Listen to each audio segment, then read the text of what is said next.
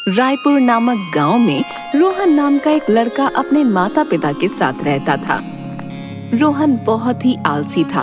वो ना तो स्कूल पढ़ने जाता था और ना ही कोई काम करता था। बस सारा दिन केवल सोता और खाना खाने के लिए उठता। उसे खाने और सोने के अलावा कोई काम नहीं आता था। उसके माता पिता उसकी इस आदत से बहुत ज्यादा परेशान थे। अरे, ये आलसी अभी तक सोया हुआ है, इसे जल्दी से उठा दो। मैं राशन की दुकान पर सामान बंधवा कर और पैसे देकर आगे काम पर निकल जाऊंगा। रोहन को भेजकर सामान मंगवा लेना। जी ठीक है, मैं अभी इसे उठा देती हूँ। आप आराम से काम पर जाइए। देखो, वैसे मुझे इस आलसी से कोई उम्मीद तो नहीं है, परंतु मेरे पास इतना समय नहीं है, इसीलिए कह रहा हूँ, इसे उठाकर जल्द ही दुकान पर से सामान मंगवा लेना। अच्छा, मैं निकल रहा हूँ। रोहन की माँ रोहन को डांटते हुए उठाती है। अरे रोहन, अब उठ जाओ, दिन निकल आया है। तुम्हारे पिताजी काम पर भी चले गए हैं और तुम अभी तक सोए हुए हो। अरे माँ, क्यों मुझे इतनी जल्दी उठा रही हो? अभी मुझे थोड़ी देर और सोने दो ना। सुबह सुबह ही तंग करने आ जाती हो, चैन से सोने भी नहीं देते। अभी तुम्हें चैन से सोना है? पता है समय क्या हो रहा है? पूरे 11 बज रहे हैं। जल्दी उठो और लाला की दुकान से जाकर राशन लेकर आओ। तुम्हारे पिताजी खास कहकर गए हैं कि तुम्हें भेजकर सामान मंगवा लूं। अरे माँ, मैं अभी उठ नहीं सकता, मुझे थोड़ी देर और सोने दो। और तुम यहाँ से जाओ, मुझे परेशान मत करो। कैसा आलसी लड़का है! ऐसा आलसी तो मैंने दुनिया में कोई नहीं देखा। जवान लड़का होकर भी दिन भर एक काम नहीं करता। ना तो अपने पिताजी का हाथ बंटाता है और ना ही घर का कोई काम करता है। पता नहीं इस आलसी की जिंदगी में क्या होगा। आखिरकार मजबूर होकर रोहन की माँ को भी राशन का सामान लेने जाना पड़ा। रोहन के पिताजी को जब इस बात का पता चला तो उन्हें बहुत गुस्सा आया। आखिर ये लड़का किस मिट्टी का बना है, इसे जरा सी भी शर्म नहीं आती। रोहन के माता पिता रोहन के आलसी होने की वजह से बहुत परेशान रहते थे। वो कोई काम नहीं करता था। एक दिन रोहन के पिताजी की तबीयत थोड़ी खराब थी और उन्हें एक जगह कुछ जरूरी सामान भिजवाना था। देखो रोहन, आज मेरी तबीयत कुछ ठीक नहीं है। तुम्हें मैं एक एड्रेस लिख कर दे रहा, इस पते पर जल्दी से ये सामान देकर आ जाओ। रोहन को 4-5 बार कहने के बाद भी वो बिस्तर से नहीं उठा तो रोहन के पिताजी को बहुत गुस्सा आ गया। तुम कितने बड़े हो गए हो और एक ढीले का काम नहीं करते। तुम्हें आराम से बैठकर बस खाना खाना आता है। दिन भर में एक पत्ता नहीं हिलाते और खाने को तुम्हें तीनों समय चाहिए। अब ऐसा नहीं चलेगा। यदि तुम कल से मेरे साथ काम में मदद नहीं करोगे तो तुम्हें खाना और कोई खर्चा नहीं मिलेगा। अपने पिताजी की ऐसी कठोर बातें सुनकर रोहन को भी गुस्सा आ जाता है और वो बोलता है, मुझे नहीं चाहिए आपका खाना और खर्चा। आप अपना खाना अपने पास रखें। मेरे लिए मेरे भगवान ने कोई ना कोई रास्ता तो सोच ही रखा होगा। मैं यहाँ से चला जाऊंगा और अपना खर्चा खुद उठा लूंगा। आप लोगों को मेरी वजह से परेशान होने की जरूरत नहीं है। वैसे भी इस घर में मुझे चैन से नींद नहीं मिलती। सारा दिन मुझे ताने सुनने पड़ते हैं। इससे तो अच्छा है कि मैं यहाँ से चला ही जाऊं। ये कहते हुए रोहन गुस्से में घर से निकल गया। रोहन की माँ उसके पीछे पीछे भागी और उसे रोकने की कोशिश की। अरे रोहन बेटा, सुनो तो, अपने पिताजी की बात मान लो। वो तुम्हारी भलाई के लिए ही कह रहे हैं। हमें छोड़कर मत जाओ। रोहन की माँ रोहन को पुकारती रहती है पर रोहन गुस्से में घर से निकल जाता है। रोहन की माँ रोते हुए रोहन के पिता से कहती है, देखिए, आपको इतना गुस्सा करने की क्या जरूरत थी। अब रोहन यहाँ से चला गया ना, वो हमारा इकलौता बेटा है। भला वो बाहर जगह जगह धक्के खाएगा तो क्या हम चैन से बैठ पाएंगे? मैंने तो उसे डराने और सीधे रास्ते पर लाने के लिए ये सब कहा था। मुझे उम्मीद थी कि इतना गुस्सा होने पर रोहन का दिमाग सही रास्ते पर आ जाएगा और वो अपना आलस छोड़ देगा। परंतु मुझे क्या पता था कि वो इतना ढीठ और आलसी है कि घर ही छोड़कर चला जाएगा। उसे 2-4 दिन धक्के खा लेने दो, उसे भी दाल रोटी का भाव पता चल जाएगा और अक्ल ठिकाने आते ही वो वापस भी आ जाएगा। रोहन अपने गांव से चलता हुआ पड़ोस के गांव में पहुंच जाता है। शाम होने लगी थी। अब उसे बहुत जोरों की भूख लगने लगी। वो सोचने लगता है कि वो अपना पेट कैसे भरे। तभी सामने उसे एक मंदिर नजर आता है जहाँ पर काफी भीड़ थी। रोहन उस मंदिर के अंदर जाता है। सोचता है कि भगवान उसके खाने का इंतजाम जरूर कर देंगे। हो ना हो उसे मंदिर में कुछ न कुछ मिल ही जाएगा। तभी सामने एक व्यक्ति प्रसाद बांटता हुआ दिखता है। रोहन प्रसाद लेकर वहीं खाने बैठ जाता है। जब उसका पेट भर जाता है तब वो मंदिर के पास ही सो जाता है। रात को जब मंदिर बंद करने का समय आता है तो वहाँ के पुजारी रोहन को मंदिर में सोया हुआ पाते हैं।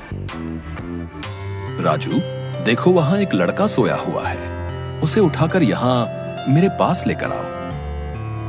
राजू वहाँ जाकर रोहन को उठाता है और उसे पुजारी जी के पास लेकर आता है। बेटा, तुम कहाँ से आए हो और यहाँ क्यों सो रहे हो? क्या तुम्हारा कोई घर बार नहीं है?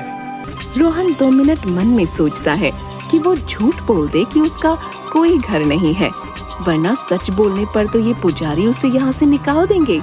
फिर वो कहाँ खाना खाएगा और कहाँ आराम करेगा? जी नहीं, मेरा इस दुनिया में कोई नहीं है। मैं अपने चाचा के साथ रहता था, परंतु अब उन्होंने भी मुझे अपने घर से निकाल दिया है, तो मेरे पास खाने और रहने के लिए कोई ठिकाना नहीं है। आप मुझे अपने मंदिर में रहने की इजाजत दे दें। ठीक है, तुम यहाँ रह सकते हो। मंदिर में बहुत से भक्तों का आना जाना लगा रहता है। तुम राजू के साथ मिलकर मंदिर की साफ सफाई कर दिया करना और राजू के साथ ही कमरे में रह लेना। रोहन मन ही मन खुश होता है। चलो, काम बन गया। मुफ्त में ही रहने और खाने का उसके भगवान ने इंतजाम कर दिया। रोहन मंदिर में ही रहने लगता है, पर अपने आलस को नहीं छोड़ता। राजू अकेला ही सारा दिन मंदिर का काम करता रहता, परंतु रोहन उसका कोई हाथ नहीं बंटाता और ना ही वो खाना बनाने में उसकी कोई मदद करता। पर खाना खाने के समय सबसे पहले तैयार बैठ जाता। कुछ दिन ऐसा व्यवहार देखने के बाद राजू पुजारी जी से कहता है, पुजारी जी, ये जो नया लड़का आपने मंदिर में रख लिया है, ये किसी काम में कोई हाथ नहीं बटाता। वैसे तो मैं अकेला ही सारा काम संभाल रहा था, परंतु यदि अब ये भी यहाँ रह रहा है और खाना भी खा रहा है तो इसे मेरे काम में कुछ तो मदद करनी चाहिए। वो ना तो मंदिर की साफ सफाई करता है और ना ही खाना बनाने में कोई रुचि दिखाता है, परंतु खाना खाने के समय कोई आलस नहीं करता। आप यदि उचित समझें तो इसे समझा दें। ठीक है, मैं रोहन से बात करूंगा। रोहन, तुम अच्छे खासे जवान स्वस्थ व्यक्ति हो। मैंने तुम्हें यहाँ शरण दी, परंतु मुझे पता चला है कि तुम मंदिर का कोई काम भी नहीं करते। ऐसे नहीं चलेगा। यदि राजू काम कर सकता है तो तुम क्यों नहीं?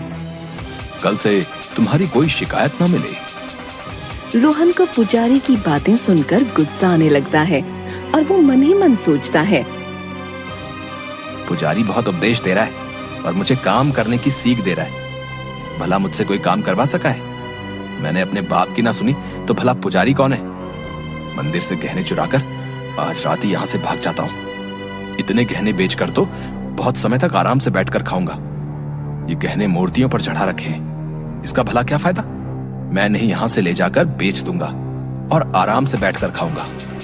बस इसी तरह का प्लान बनाकर रात को रोहन पुजारी और राजू के सोने के बाद चुपचाप मंदिर का दरवाजा खोलकर सारे गहने एक पोटली में बांध लेता है। वो चुपचाप जैसे ही वहाँ से भागने लगता है, तभी सामने पुजारी, राजू और गांव के कुछ लोग आ जाते हैं। उन्हें देखकर वो मन में बहुत घबरा जाता है और हकला कर कहता है, अरे आप लोग यहाँ कैसे आ गए? वो तो मैं गहने साफ करके मूर्तियों पर पहनाने लगा था, मैंने कोई चोरी नहीं की। तुम रंगे हाथों पकड़े गए हो, तो अब तुम अपनी सफाई दे रहे हो। भला पोटली में बांधकर गहने तो एक चोर ही ले जा सकता है। तुमने चोरी की है। ये तो भला हो राजू का, जिसने तुम्हें दबे पांव मंदिर की तरफ जाते हुए देख लिया तो उसे तुम पर शक हुआ। तभी उसने तुरंत मुझे जगाया और गांव के कुछ लोगों को इकट्ठा किया। मंदिर से गहने चोरी करने के जुर्म में ये गांव वाले तुम्हें पीट पीट कर मार देंगे। अभी हमने पुलिस को भी बुला रखा है, वो तुम्हें थाने ले जाकर पिटाई करेगी, तब तुम्हारे होश ठिकाने आएंगे। मुझे माफ कर दीजिए पुजारी जी, मैं आइंदा ऐसी गलती नहीं करूंगा, मुझे पुलिस के हवाले मत करें। पर उस चोर की बात कोई नहीं सुनता और उसे पुलिस के हवाले कर दिया जाता है। पुलिस रोहन की खूब पिटाई करती है और उससे पूछती है कि उसका इस दुनिया में कोई है तो उसे बुला ले, वरना जेल में पड़ा रहे। रोहन को कोई रास्ता नहीं सूझता तो वो अपने घर संदेशा भिजवाता है। उसके माँ बाप को जैसे ही पता चलता है वो दौड़े दौड़े थाने में आते हैं और उसकी जमानत कराकर उसे छुड़ाकर घर ले जाते हैं। इस घटना के बाद रोहन बहुत ही शर्मिंदा होता है और अपने माता पिता से माफी मांगता है। माँ, पिताजी, आप लोग मुझे माफ कर दीजिए। मैं इतना बड़ा हो गया, परंतु फिर भी मुझे जरा सी भी समझ नहीं आई। आप लोग मुझे कितना समझाते थे कि आलस की गंदी आदत छोड़कर मैं कुछ काम करूं, परंतु मैंने नहीं सुना। आज जब मुझे आप लोग थाने में छुड़ाने आए तो मुझे एहसास हुआ कि मैं कितना गलत था। आखिर माँ बाप अपने बच्चे का कभी बुरा सोच भी नहीं सकते। यदि मैं आपका कहा पहले मान लेता तो आज मुझे ये दिन ना देखना पड़ता। देखो बेटा, जो हो गया उसे भूल जाओ और उससे ये सबक लो कि जिंदगी में मेहनत करके जीवन बिताओगे, न कि आलसी बनकर काम न करने के नए नए तरीके ढूंढोगे। तुम्हें यदि अपने किए का पछतावा है तो अब तुम सुधर जाओगे और जीवन में कभी भी आलस नहीं करोगे। जी पिताजी, आप जैसा कहेंगे मैं वैसा ही करूंगा और कल से ही मैं आपके साथ दुकान पर जाऊंगा और काम सीख लूंगा। अब मेरे काम करने के और आपके आराम करने के दिन है। मैंने आप लोगों को बहुत दुख दिया है, परंतु अब मुझे समझ आ गया है कि जिंदगी जीने के लिए इंसान को मेहनत और ईमानदारी के रास्ते पर ही चलना होता है, वरना उसे ऐसा सबक मिलता है जैसा मुझे मिला। और आलस छोड़कर अपने पिताजी के साथ काम संभालता है और तीनों खुशी खुशी रहने लगते हैं।